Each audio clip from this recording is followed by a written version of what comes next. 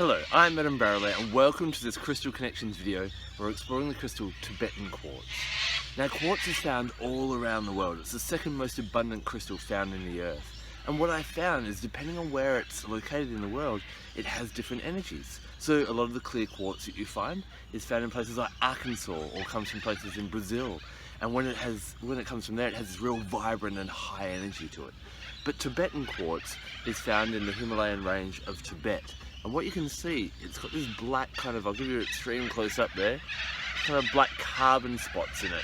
And it's definitely not tourmaline. Tourmaline you can see the lines. And these black things kind of give it a bit more of a balance. You know, this is known as Tibetan quartz, Tibetan black quartz, just black quartz sometimes. And that black kind of sedates the high energy that we're used to with clear quartz and makes a more yin-yang kind of balance. You know, when we think of Tibet, we think of that very peaceful and esoteric knowledge. And if you want to connect with that kind of yin-yang balance and that more spiritual way of life, then Tibetan quartz is a great one to use.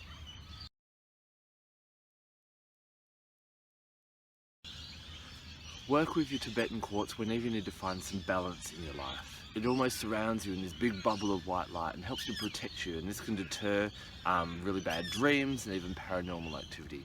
Whenever you need to find balance, either physically, mentally, emotionally or spiritually, then work with Tibetan quartz. Either carry and meditate with it, or just place it on the body if there's a certain part of the body that needs protection or a bit of healing, or if it's just a general thing, wearing it over the heart. It's a really nice thing to do.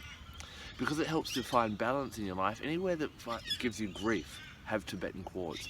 So if you find work gets you angry or upset, then have it on your desk. If you find that driving the car, you're a bit nervous driving the car, then carry it with you in the car. And even popping 2 bits of Tibetan quartz in your pockets will help with your overall physical balance. Now, if you want to work really seriously with Tibetan quartz and find balance in your life, then start to meditate with it and have a bit of paper and a pen nearby. As you're meditating, I want you to look at somewhere in your life recently where you felt rejected or repressed or put down, or where it was a negative situation. And I want you to look a little bit deeper, and as you look at that situation, look at how in that situation at the same time you were being uplifted, promoted or put on a pedestal. What you'll start to notice, you may need to dig a little bit deeper until you start to see this, but what happens in every circumstance, there is a bad and a good. Humans are these meaning-making machines, and we're always deciding that that was a bad experience and that was a good experience, and this causes us to suffer. What happens if you can see the opposite side to this, then you can actually see that everything in life is balanced, that there is no good and no bad, that is just a lopsided perception. As you start to balance out and go back through your life and look at all the bad experiences and even the good experiences and kind of put them back into, equilibrate them, then what you'll notice is that life is this really peaceful, gentle, harmonious thing. You'll be able to let go of all those things that cause discomfort, disease, sadness and suffering. Now, if you'd love to really work through this kind of idea with your Tibetan quartz, there's a great book by John D. Martini, which is called The Breakthrough Process. Grab that and he guides you through the whole process in a really elaborate way. But Tibetan quartz is ideal for helping you with that process so that you can live a more balanced life.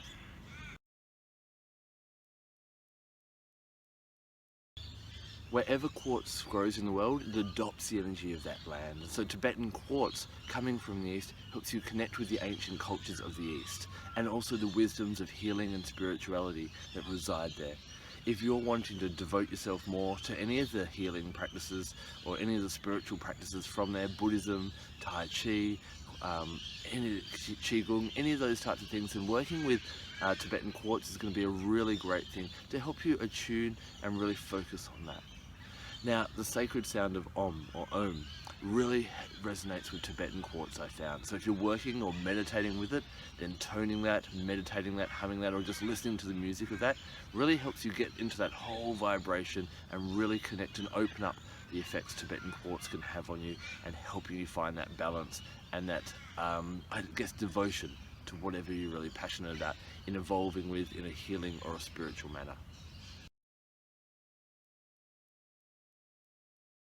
Tibetan quartz really helps to get rid of unhelpful or unwanted aspects out of your life. If you're fasting from something or doing some form of abstinence, then ask Tibetan quartz to help you remain fast when you have moments of weakness.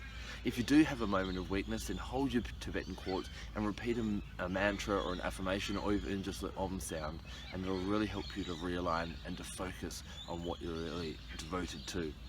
Working with Tibetan Quartz can also help you to connect with your spiritual guides and ask them to be with you and to guide you through the process until you're able to let go of that thing that you're working towards releasing from your life.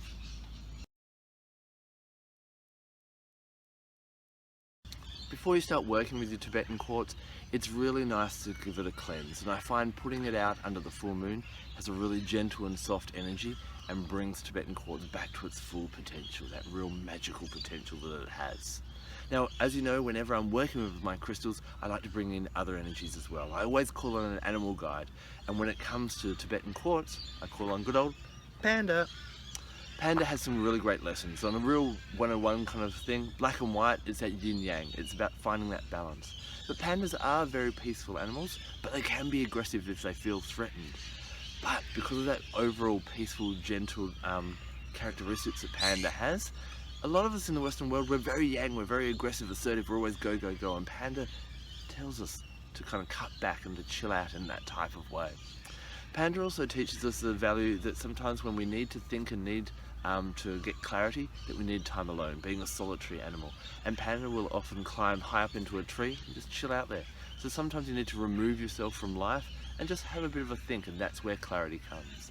If you're finding imbalances in your health, panda also teaches us that simplifying our diet, getting rid of all that rubbishy stuff out of there, can help as well. And so if you're trying to abstain from sugar or carbs or something like that, then call on panda and Tibetan Quartz, and that abstinence or that fasting can be really enhanced by using these two together. Now I'm going to hop along to Adelaide Zoo later in the day, and hopefully the pandas are out, and the only two pandas in the southern hemisphere, and I'll grab some footage of them and pop them on after the credits of this video if you want to get a bit of panda love today. Now when it comes to plants, the plant that I work with is bamboo. Bamboo placed around the home actually is very protective and helps to take away unwanted and low vibration energies, even helps to attract ghosts or paranormal activity. From a kind of spiritual lesson teaching, what do you think of when you think of bamboo? It's strong and it's flexible, and this is exactly in line with what Tibetan Quartz teaches. So you can have bamboo around and meditate near bamboo, and even eating bamboo shoots will really help you to align with that energy when you're working with your Tibetan Quartz. Now, as I said before, astrologically, Tibetan Quartz corresponds with the moon. So working with your Tibetan Quartz on a Monday, because the Monday is ruled by the moon, can really give an extra boost there. Now, have you worked with Tibetan Quartz? You may even have some in your collection and not realise. As I said before, it'll have these black bits in it. Not black lines, that'll be tourmalated quartz. This is more kind of carbon deposits in there. If you have got some Tibetan Quartz, I'd love to hear about your experiences with it. Please share with our crystal community and leave a comment in the section below. Thank you so much for taking the time to watch this video. I'm Barralet. Blessed be.